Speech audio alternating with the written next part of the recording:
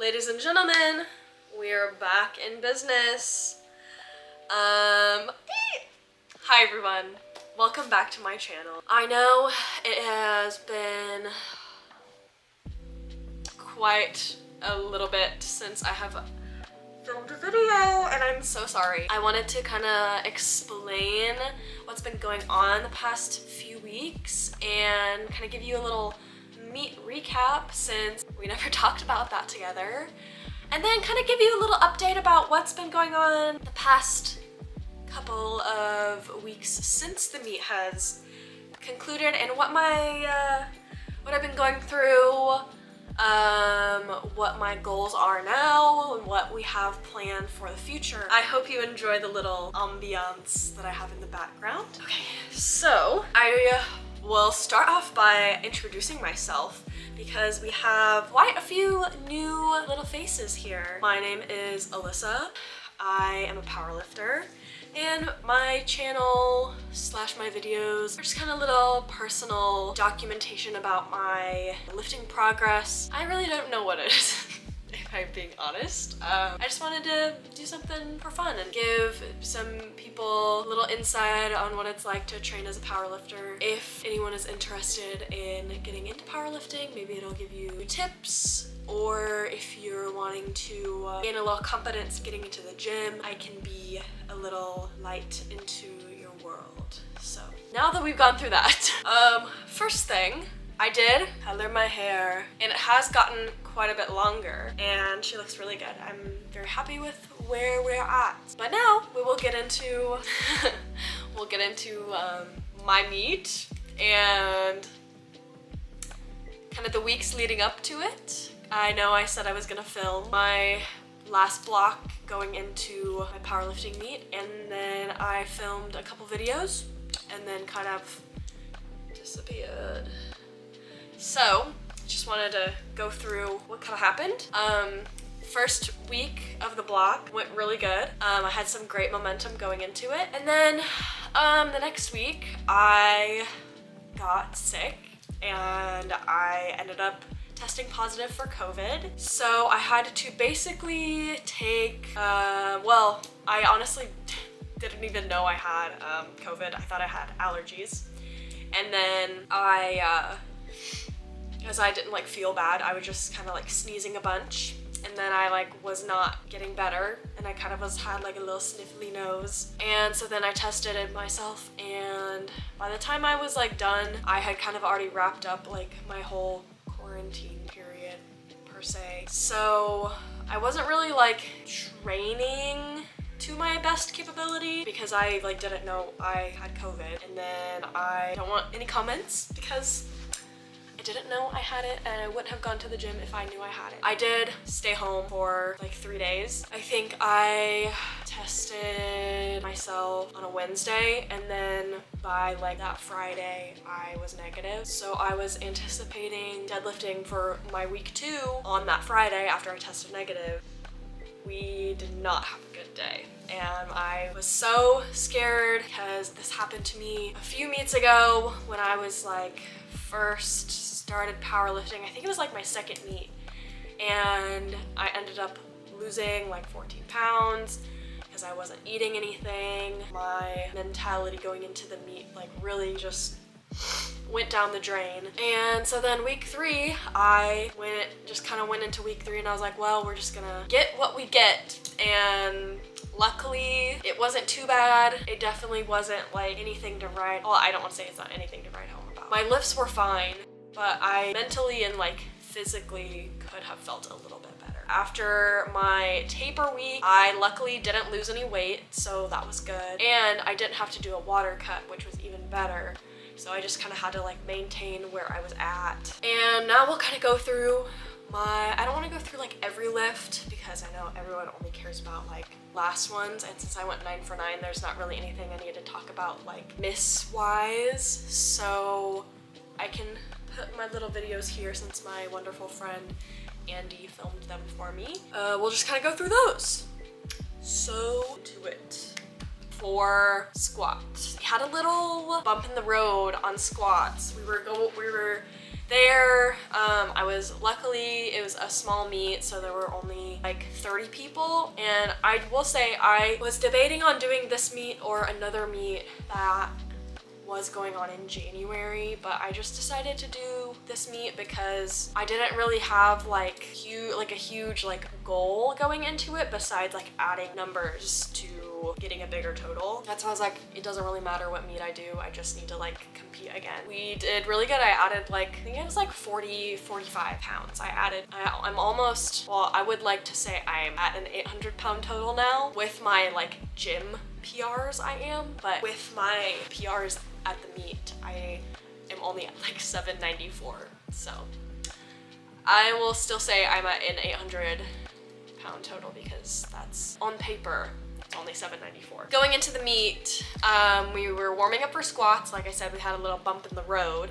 Literally standing like waiting for attempts, and the first girl goes, she squats, and then the next girl that's in the line for attempts, it's her attempt, and then nothing is happening.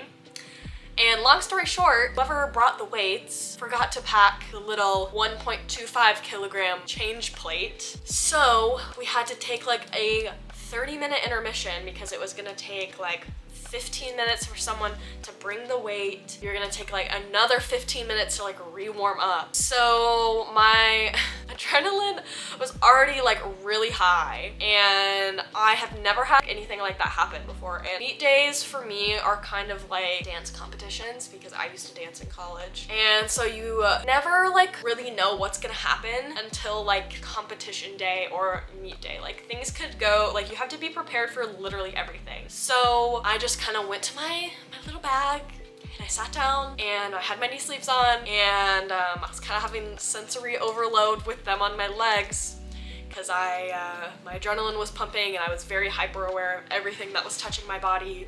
My singlet was a little small. I definitely need to get a bigger singlet. And my knee sleeves are getting a little tight. I need to size up in my knee sleeves. I ended up making the rash decision of taking off my knee sleeves since my legs were so sweaty. I couldn't get them back on, and I was starting to stress out. And luckily I did get them back on, and my lovely, beautiful friend Sophie helped me. Love ya. I had a great first attempt. I will say I feel like it maybe could have gone a little bit better if everything had gone according to plan, and we were squatting with the amount of adrenaline I had in my system the first time. I ended up squatting, it was 270. And in the gym, for peak week, I ended up squatting 275. So wasn't too far off from that, and it definitely, with like nerves and everything, I always get really, really bad meet anxiety. I like kind of blacked out during my third attempt, and we just had to have our fingers crossed and make sure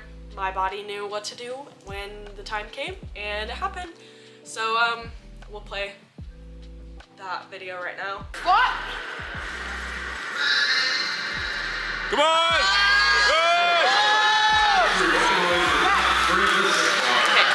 Okay. And now we'll go into bench. So since they had the plate and everything, bench went really good. I think my third attempt was 149, and I ended up benching 155 finally, which is, for those who don't know, the plates in powerlifting are different. So a red is 25 kilos, and that's 55 pounds. So that's about 155 with some decimal at the end of it. So I finally benched a red in training. And then in competition it's different because you have the collars, which weigh like 2.5 kilos. So a red in training would be a blue, a black, and a collar. So it's weird, but it's how it is.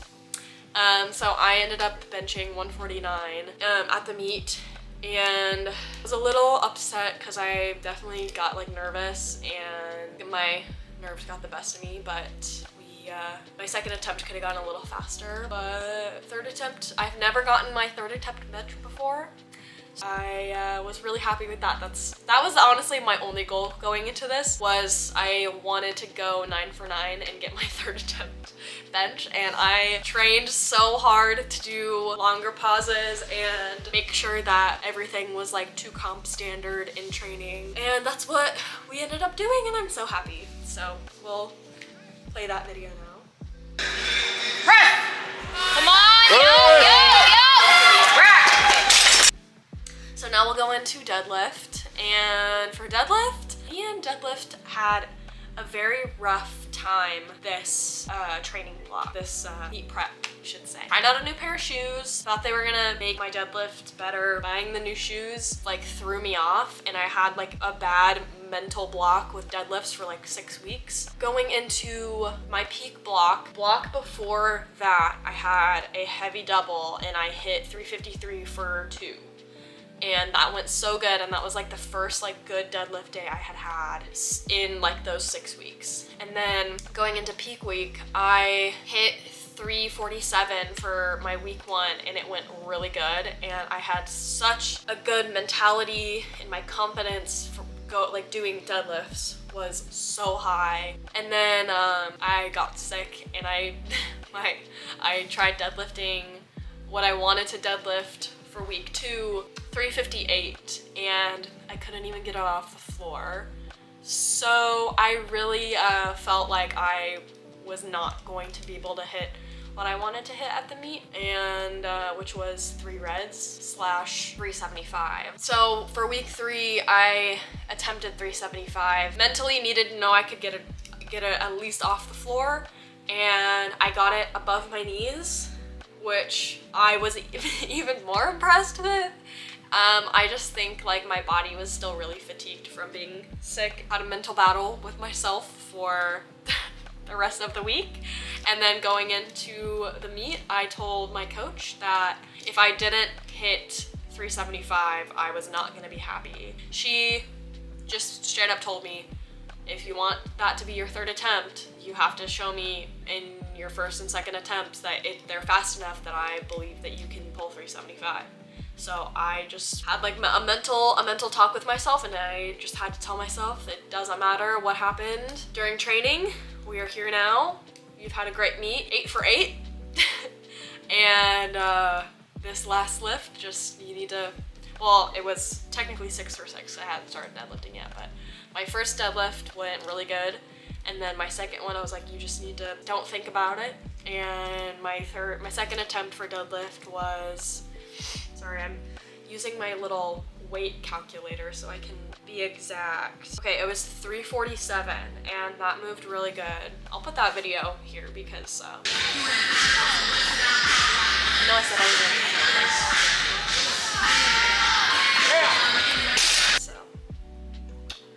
was so that's how 2nd attempt went. And so then she put in 375 and basically said, don't look at the number, you just need to pull it. Or actually she told me, and this kind of pissed me off, and I know she's gonna watch this, and she knows that it pissed me off, but she said, yeah, after I did it, she's like, you've hit this number in training before, so just know like you can do it. And I literally looked at her because I missed it in training, so I figured she didn't put it, and then, so I just kind of like, I was mad. And so then once my turn came and I saw that she actually put in 375, I was like, okay, your time to shine, bestie. This is what you've worked your butt off for this whole time.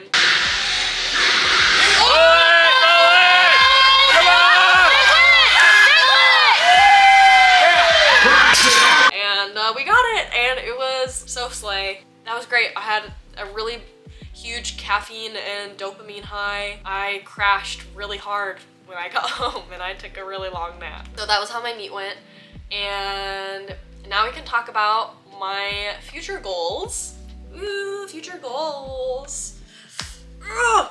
So with my total for this meet, and I like didn't even think that this was gonna happen, I got an email from the Missouri State Chair for USAPL, and I qualified for the Missouri State primetime session at the Missouri State Championship meet in March 2025. How the state championship works is, well, there's like 120 people for like first session, like regular lifting, and then top 15 of men and women in Missouri are invited to come compete at the primetime session, which is like the third session, and it's like you get like your third attempt song, and it's basically for those of you that watch primetime at nationals, which that's one of my goals. I would love to compete at primetime nationals,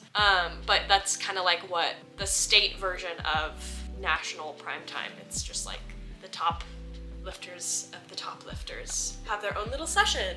So I am not only top 15, I'm top 10, hashtag number 7. So that's really fun, and I didn't even think that was gonna happen. I didn't even like think that was gonna be a goal. I wanted to happen to me. I knew like primetime was a thing, and I did compete at that meet last year with my friends. But of course, that was like my first USAPL meet, so I was also like 130 pounds, so I'm anywhere near like the strength that I am now. And I've learned a lot, and I've gained a lot of strength, and I'm hoping that, I think it's like, we're in September, so September, October, November, December, January, February, March, because it's at the end of March, so I still have like 7 months and like 4 months of like off season to like gain strength and slay. Sorry, I need to stop saying slay. But I have 4 months off season training to really kick it into gear and gain a lot of strength, so I can do really good at that. And I'm really excited because I have never been like invited to do anything. I felt like really special getting that email, so thank you Jimmy, thank you Sean. So yeah, that's my future goals. And then hopefully after that I can potentially be in a good range to start training to qualify for powerlifting nationals. That would be so cool, because that's what I've always wanted to compete at powerlifting nationals. I have looked up to so many people that compete there, and I would really like to be a person that people look up to. Yeah, that's basically it. And I'll stop blabbing, and I'll see you guys in another video. And I'm glad that we are back to being face to face. Okay, I'm done rambling, I'm sorry. Thanks for coming, and I love you guys. And even though I was gone for so long, I've had like still people subscribing, so I'm so thankful. And I think we're at 50 subscribers now, so that's so fun. So hopefully you guys can stick around and watch me get really, really strong, and hopefully one day compete at powerlifting nationals, because that would mean a lot to me, and it would mean a lot that you guys support me and see me as someone who you guys look up to. So, love you guys, and I'll see you in the next video. Bye!